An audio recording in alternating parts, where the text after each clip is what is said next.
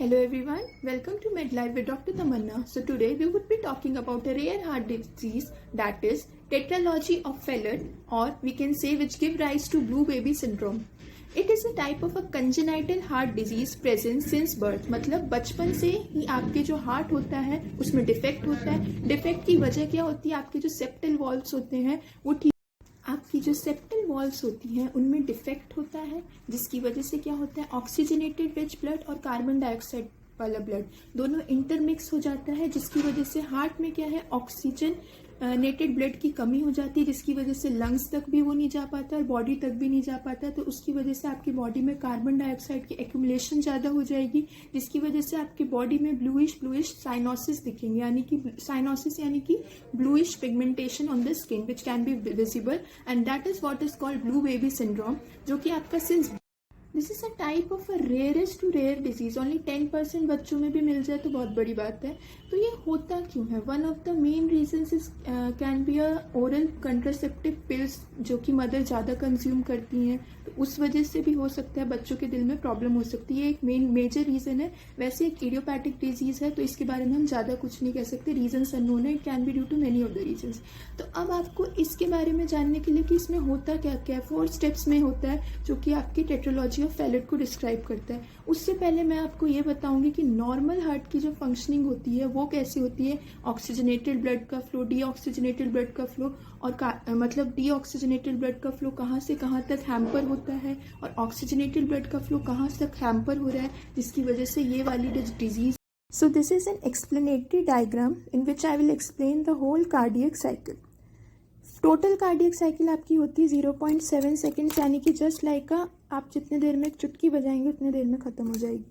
तो इसका ये देखिए, जैसे ये राइट एट्रियम है, लेफ्ट एट्रियम है, राइट वेंट्रिकल है, लेफ्ट वेंट्रिकल है, ये ठीक है. अब इसमें पूरा प्रोसेस नॉर्मल फंक्शनिंग में होता कैसे है? यहाँ से क्या होगा, हमारी बॉडी से डीऑक्सीजनेटेड ब्लड क्या होगा, राइट एट्रियम से राइट वेंट्रिकल तक आएगा, ठीक है. इसके बाद क्या होगा, यहाँ से पल्मोनरी आर्टरी के थ्रू ये चला जाएगा हमारे लंग्स में, जो कि हमारा है डीऑक्सीजनेटेड ब्लड, ठीक है. यहाँ पे गया, ठीक है. यहाँ पे क्या था, पल्मोनरी आर्टरी, ठीक है. तो पल्मोनरी राइट बॉडी से डीऑक्सीजनेटेड ब्लड आया, जो कि हमारा राइट एट्रियम से राइट वेंट्रिकल से पल्मोनरी आर्टरी को होते हुए हमारा लंग्स में गया, जो कि अभी हमारा प्यूरिफिकेशन करेगा, ठीक है.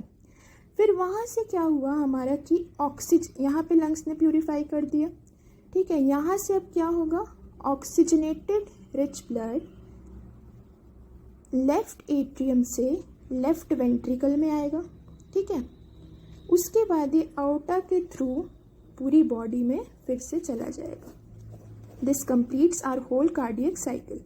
Oxygenated rich blood from the lungs reaches to left atrium, to the left ventricle and reaches to the aorta, which reaches finally to the body जहाँ पे हमारा oxygenated rich blood present है, and it will supply to the whole body. But in case of blue baby syndrome, यहाँ पे हमारी क्या होती है, सेप्टल वॉल की डिफेक्ट हो जाती है. ये जो सेप्टल है, ये सेप्टल वॉल है, ये डिफेक्ट हो जाएगा, जिसकी वजह से क्या होगा हमारा कि ऑक्सीजनेटेड रिच ब्लड की जगह CO2 रिच ब्लड या कि डीऑक्सीजनेटेड रिच ब्लड पूरी बॉडी को सप्लाई करेगा. और क्या होगा, जब आपका ये सेप्टल वॉल लूज होगा या यहाँ पे छेद होगा तो क्या होगा, ब्लड की इंटरमिक्सिंग हो जाएगी, जिसकी वजह से क्या होगा, ब्लड मिक्स हो जाएगा, जिसकी वजह से क्या होता है, ये आपको 4 स्टेप्स में अभी मैं और आगे डिटेल में बताती हूँ. जिसकी वजह से क्या होता है, इन शॉर्ट अगर हम देखें तो इसकी वजह से क्या होगा, ब्लूइश पिगमेंटेशन हो जाएंगे बेबी की स्किन पे, जिसकी वजह से क्या होगा, BP हाई हो जाएगा बेबी का, and that will lead to cyanosis and finally to the blue baby syndrome. अगर आप डायग्राम देखेंगे जो कि मैंने अभी एक्सप्लेन करके आपको बताया है, तो उसमें जो 4 चेम्बर्स हैं, तो उसमें आप ये देखिए, पहला जो अब इसमें 4 स्टेप्स होते हैं. Ventricular septal defect, pulmonary stenosis, right ventricle hypertrophy and overriding outta. Overriding outta means outer ढंग से काम नहीं करेगा, जिसकी वजह से ऑक्सीजनेटेड ब्लड की जगह वो क्या करेगा, डीऑक्सीजनेटेड ब्लड ऑक्सीजनेटेड ब्लड सब मिक्स करके पूरी बॉडी तक सप्लाई करेगा.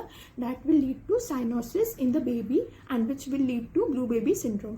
तो पहले अगर हम बात करें वेंट्रिकुलर सेप्टल डिफेक्ट की, तो आपके दोनों वेंट्रिकल्स के बीच में क्या होगा कि आपकी वॉल्स की जो सेप्टल वॉल है वो डिफेक्टिव होगी। तो जो वेंट्रिकल हमारा क्या कर रहा है, ऑक्सीजनेटेड ब्लड को हमारा लेफ्ट वेंट्रिकल आउटर तक पहुंचा रहा है, वो क्या करेगा, राइट वेंट्रिकल से उसमें डीऑक्सीजनेटेड ब्लड भी आ जाएगा। तो उसकी वजह से क्या हो जाएगा, इंटरमिक्सिंग हो जाएगी और वो बॉडी तक जाएगी। तो जिसकी वजह से क्या होगा, आपका क्या होगा कि ब्लूइश पिगमेंटेशन आ जाएंगी।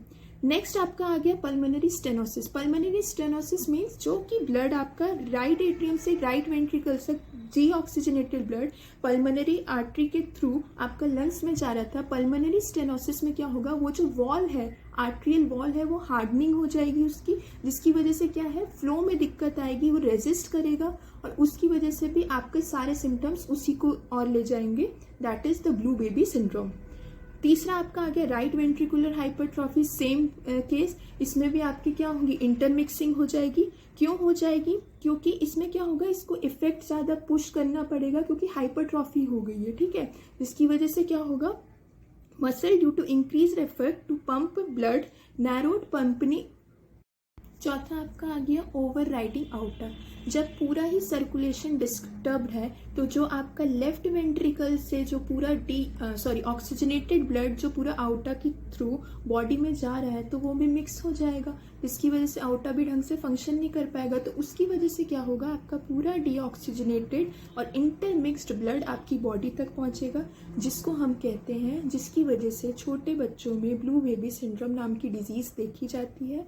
There is no such treatment for this and it can't be cured, it doesn't has a permanent cure. इसकी वजह से क्या होगा, बच्चे का बीपी बढ़ सकता है। इसीलिए कई बेबी जो प्री मेच्योर बेबीज होते हैं उनको हम रखते हैं आइसोलेट करके, क्योंकि कभी कभी ये वाली डिजीज क्या होती है, एट बर्थ ही कुछ समय बाद can lead to the fertility rate इसकी बहुत ज़्यादा है। सो this was all about the blue baby syndrome and tetralogy of Fallot. So for more such updates, please stay tuned to my channel.